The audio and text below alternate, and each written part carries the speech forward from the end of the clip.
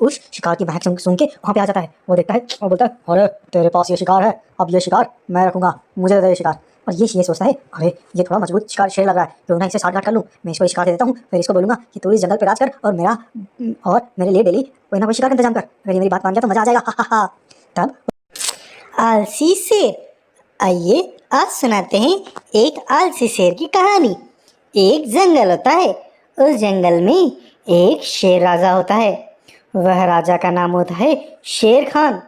वह जंगल में बहुत ही परिश्रमी और बहुत ही ताकतवर राजा होता है। सारे जंगली जानवर उसको बहुत पसंद भी करते हैं। सब लोग बोलते हैं, अरे हमारा राजा बहुत बलशाली और बहुत परिश्रमी है। लेकिन अब उनकी उम्र होती जा रही है, उनके बाद क्या होगा। राजा भी अपनी उम्र की वजह से बड़ा परेशान होता है। वह सोचता है, अरे मेरी तो अब उम्र हो रही है, मेरे बाद इस जंगल का क्या होगा। ये मेरा जो बेटा है ये तो बहुत ही आलसी है। उसका एक बेटा भी होता है, वह प्रिंस होता है, लेकिन वह बहुत आलसी होता है। राजा उसके आलस की वजह से ही बहुत परेशान होता है। एक दिन वह अपने बच्चे को बुलाता है, वो उसे बोलता है, अरे वो प्रिंस, क्या तुम कैसे हो? तुमको थोड़ा परिश्रम करना चाहिए, राजकाट में ध्यान देना चाहिए, मुझे तुम्हारी बहुत चिंता होती है। वह बोलता है, अरे पिताजी आपको क्यों चिंता है जी, मैं तो जंगल का राजा आपके बाद बनूंगा ही, फिर क्या दिक्कत है, राजा बनने के बाद तो बहुत आराम में रहेगा। उसका बोलता है, और बेवकूफ़ इसी चीज़ का तो डर है मुझे, तू राजकाट अच्छे से नहीं चलाएगा, तेरे आलसपंती की वजह से पता नहीं इस जंगल का क्या होगा। हाय राम, क्या करूं मैं तेरा। ऐसे करते करते कुछ दिन बीत जाते हैं और वह जो शेर खान होता है उसकी मृत्यु हो जाती है। उसके बाद उसका बेटा प्रिंस जंगल का राजा बन जाता है। राजा बनने के बाद तो वह तो बड़ा ही मज़े करता है। वह सोचता है, अरे वाह, अब तो मैं राजा बन गया, अब तो मैं सारे जंगली जानवरों को मेरे लिए खाना तैयार करने के लिए बोलूँगा। डेली मेरे लिए सब लोग आके खाना तैयार करके रखेंगे और उनको ये सब करना ही पड़ेगा, क्योंकि मैं तो जंगल का राजा हूँ, हा हा हा। इससे मुझे कहीं पे कोई मेहनत करने की ज़रूरत ही नहीं पड़ेगी, गुफा में बैठे बैठे ही खाना आता रहेगा, खाना खाऊंगा और सो जाऊंगा डेली, हा हा हा। वह इस तरह से अपनी ज़िंदगी बिताता रहता है। वह जंगल में सभी जानवरों को बुला के ये अच्छे से ऐलान करता है। वो बोलता है, सारे जंगली जानवरों सुनो, मैं इस जंगल का राजा हूँ, तुम लोगों को मेरी सेवा करना तुम्हारा फ़र्ज है, मेरे लिए डेली डेली खाना लेके आया करो। इस तरह से वो डेली डेली खाना लाते रहते हैं जंगल के लोग और वह खाना खाता रहता है। एक दिन दो भेड़ियों में बड़ी लड़ाई हो जाती है। दोनों भेड़िए बोलते हैं, अरे ये खाना मैंने पहले चूज़ किया था। वो बोलता है, अरे शिकार तो मैंने किया था, ये मेरा है। उन दोनों में इस चीज़ को लेकर बड़ी लड़ाई हो जाती है। तब वो बोलते हैं, चलो ठीक है, राजा के पास चलते हैं, राजा ही न्याय करेगा। तब वह राजा के पास जाते हैं, राजा को बोलते हैं, राजा जी देखो ना, ये शिकार मैंने किया था, लेकिन ये बोल रहा है कि इसने पहले नज़र गड़ा के रखी थी इस पर, लेकिन शिकार तो मैंने किया ना, ये तो मेरा हुआ ना। तब वह बोलता है, अरे राजा जी, मैं पूरे दिन से इस पर नज़र गड़ा के रखा था, सही मौके का इंतजार कर रहा था, ये आके फट से लपक गया, मेरा इस पर अधिकार है। तब जंगल का राजा बोलता है, अरे बेवकूफ़ो, चुप हो जाओ, दोनों के दोनों बकवास कर रहे हो। अब तुम दोनों का न्याय यही है कि यह जो शिकार है वो मुझे देके जाओ और चले जाओ यहाँ से, इसको अब मैं खाऊंगा। ऐसा करके जंगल का राजा उनको भगा देता है और उनका शिकार भी अपने पास ले लेता है। उसके बाद वो दोनों बोलते हैं, अरे यार ये कैसा जंगल का राजा है, इसने तो हमारा ही शिकार ले लिया, हम तो बड़े परेशान हैं, क्या करें क्या करें। इस तरह से जंगल में सब लोग उससे बड़े परेशान होते हैं। फिर एक दिन एक हिरण उसके बारे में बात कर रहा होता है। वह बोलता है, हाँ हाँ, हमको तो हमारा जंगल का राजा तो कितना आलसी है, कभी वहाँ से बाहर ही नहीं निकलता, उससे तो कौन डरेगा, हाँ हाँ हाँ। ये बात हाथी सुन लेता है। हाथी जंगल के राजा प्रिंस के पिताजी शेर खान का बड़ा अच्छा दोस्त होता था। वो तो प्रिंस के पास जाता है, उसे समझाता है, उसे बोलता है, अरे प्रिंस बेटा देखो, तुमको खुद से शिकार करना शुरू करना पड़ेगा। तुम्हारे इस आलसपन की वजह से जंगल में बहुत तुम्हारी जगह सही हो रही है। लोग तुम्हारे ऊपर अब डरना बंद कर देंगे। मेरी बात मानो, तुमको अब से खुद का शिकार करना शुरू करना पड़ेगा। लेकिन वो शेर बोलता है, अरे देखिए, आप मेरे पिताजी के दोस्त थे, इसलिए मैं आपको बख्श रहा हूँ। चलो जाओ यहाँ से, मेरे को फालतू की बात नहीं सुननी। चलो निकलो। ऐसा करके वो हाथी राजा को वहाँ से भगा देता है। धीरे धीरे सारे जंगली जानवर उससे डरना भी बंद कर देते हैं, क्योंकि वह तो गुफा से बाहर ही नहीं निकलता। बड़े ही थक हार के वह सोचता है, अरे अब तो मेरे लिए कोई खाना ही नहीं लेके आ रहा, अब तो मुझे ही जाना पड़ेगा बाहर, क्या करूं। वह जब बाहर जाता है तब एक लोमड़ी एक शिकार करके उसे खा रही होती है। तभी वो लोमड़ी के पास जाता है और लोमड़ी को बोलता है, अरे ओ लोमड़ी, ये क्या तू शिकार कर रही है, मेरे लिए खाना लेके नहीं आई। अब तेरी सजा ये है कि ये तेरा शिकार मेरा है, चल भाग यहाँ से। लोमड़ी डर के वहाँ से भाग जाती है और उसको बड़ी बददुआ देती है। बोलती है, हाय राम, ये राजा मेरा शिकार ले लिया, इसको तो भाड़ में जाइए। ऐसे ही वह शेर उस शिकार को लेके आगे जाता है। वह सोचता है, अरे वाह, अब तो मज़ा आ गया, अब तो पेट भर जाएगा मेरा, बहुत टाइम हो गया अच्छा खाना खाए हुए। मैं अभी इसको थोड़ी ताज़ी हवा में जाके खाना खाऊंगा। तब वह उसे लेके एक जगह पे जाता है। वह जाते जाते जंगल के किनारे पे पहुंच जाता है। जैसे ही वो उसको खाने वाला होता है तभी सामने से एक दूसरा शेर आ जाता है। वो दूसरा शेर उस शिकार की महक सूंघ सूंघ के वहाँ पे आ जाता है। वो देखता है और बोलता है, अरे तेरे पास ये शिकार है, अब ये शिकार मैं रखूँगा, मुझे दे दे ये शिकार। और ये सोचता है, अरे ये थोड़ा मजबूत शिकार शेर लग रहा है, क्यों ना इसे साठ गांठ कर लूँ। मैं इसको ये शिकार दे देता हूँ, फिर इसको बोलूँगा कि तू इस जंगल पे राज कर और मेरे लिए डेली कोई ना कोई शिकार का इंतजाम कर। अगर ये मेरी बात मान गया तो मज़ा आ जाएगा, हा हा हा। तब वह उस शेर को अपना शिकार दे देता है और उससे संधि करने के लिए बोलता है। उसको बोलता है, ठीक है, तुम इस जंगल में रहो, इस जंगल पर राज भी करो, मुझे कोई दिक्कत नहीं है, लेकिन तुमको मुझे डेली खाना दिखाने के लिए देना पड़ेगा। ये बात मंजूर? तो चलो आज से जंगल के राजा तुम। और जो दूसरा शेर होता है वो होता है बब्बर शेर। वह सोचता है, अरे ये बेवकूफ़ शेर मेरे पे बोझ बन के रहेगा, इसको तो मैं अभी मार देता हूँ, फिर उसके बाद मैं इस जंगल पे हमेशा के लिए राज करूँगा। हा हा। वो बोलता है, अरे बेवकूफ़, मैं तेरे पे अपना बर्डन क्यों रखूँ, मैं तुझे अभी ख़त्म कर देता हूँ, उसके बाद तो ये जंगल वैसे भी मेरा हो जाएगा, हा हा हा।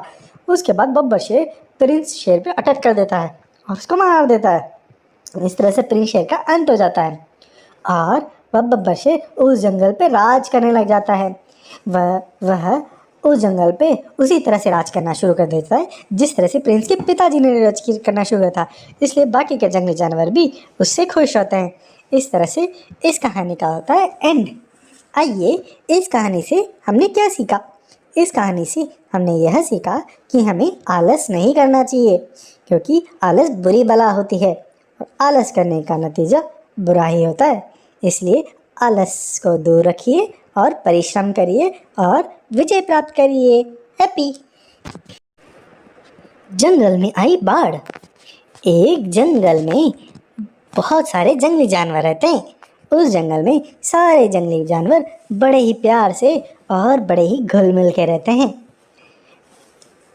कुछ दिनों बाद जंगल में बहुत तेज बारिश आने वाली होती है। इसका अंदाजा वहाँ के बड़े बुजुर्ग भालू बोलता है। लगता है इस बार बारिश बहुत भयंकर होने वाली है। इतनी भयंकर बारिश की वजह से पानी अगर जंगल में भर गया तो रहना बहुत मुश्किल हो जाएगा। कुछ ना कुछ इंतज़ाम करना पड़ेगा। सारे जंगली जानवर उस भालू का बड़ा आदर सम्मान करते हैं। सब लोग बोलते हैं, अरे भालू राजा जी, आप ही कुछ उपाय सजेस्ट करिए ना, क्या करा जाए? अगर बाढ़ आ गई तो हम सब बह जाएंगे, हमारा जंगल ही नष्ट हो जाएगा, आप ही कुछ उपाय दीजिए ना। वो भालू बड़ा सोच विचार करके एक उपाय देता है और बोलता है, जंगल में बाढ़ जो पास की नदी है ना, उसी से ही आता है। उसका पानी जब बारिश ज़्यादा होती है तो उसका पानी ऊपर आ जाता है और जंगल में फैल जाता है। इससे जंगल में बड़ी तबाही होती है। हमें एक काम करना होगा, हमें हमारे जंगल के किनारे पे एक बाउंड्री बनानी पड़ेगी ताकि नदी का पानी हमारे जंगल में एंटर नहीं कर पाए। ये काम बहुत मेहनत का है, हम सबको मिलके एक साथ करना पड़ेगा। अगर हम ये काम पूरा कर पाए तो हमारे जंगल बाढ़ के पानी से बच जाएगा। सारे जंगली जानवर भालू की इस बात से बड़े ही खुश होते हैं। बोलते हैं, अरे भालू राजा जी, आपने तो बहुत ही अच्छा सुझाव दिया, हम बिल्कुल ऐसा ही करेंगे। फिर सारे जंगली जानवर इस काम में लग जाते हैं। सारस, बंदर, भालू, भेड़िया, शेर, चीता सब लोग मिलके नदी के किनारे पे एक बाउंड्री बना देते हैं। और कुछ दिनों बाद उसी तरह से बारिश शुरू हो जाती है और बारिश बहुत भयंकर होती है। उस बारिश में इतनी भयंकर होने की वजह से नदी में भी बहुत सारा पानी आ जाता है। वो पानी आने के बाद लेकिन इस जंगल में बाढ़ दीवार बनाई थी, उससे जंगल सुरक्षित रहता है। सारे जंगली जानवर बल्कि बारिश का बड़ा आनंद भी लेते हैं। बारिश होती रहती है और बारिश में बड़ा एंजॉय करते हैं। वो लोग भालू का बड़ा धन्यवाद करते हैं।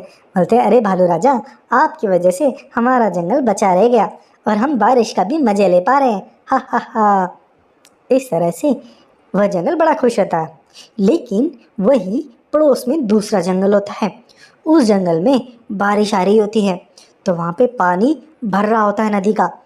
वहीं पे ही उस जंगल में एक पक्षी होती है और पक्षी का घोंसला भी होता है, उसमें उसका बच्चा होता है। और पक्षी सोचती है, अरे राम, कितनी तेज बारिश आ रही है, मेरे बच्चा भी मेरे पास है, अरे क्या करें। ऐसा जब वह सोच रही होती है तभी बहुत तेज आंधी आती है और उस आंधी में उस पक्षी का बच्चा और वह घोंसला नीचे गिर जाता है। वो पक्षी अपने बच्चे को बचाने के लिए जाने लगती है, लेकिन हवा इतनी तेज होती है कि वह अपने बच्चे को बचा नहीं पाती। उसका बच्चा नदी के बहाव में चला जाता है, वो आगे जा रहा होता है।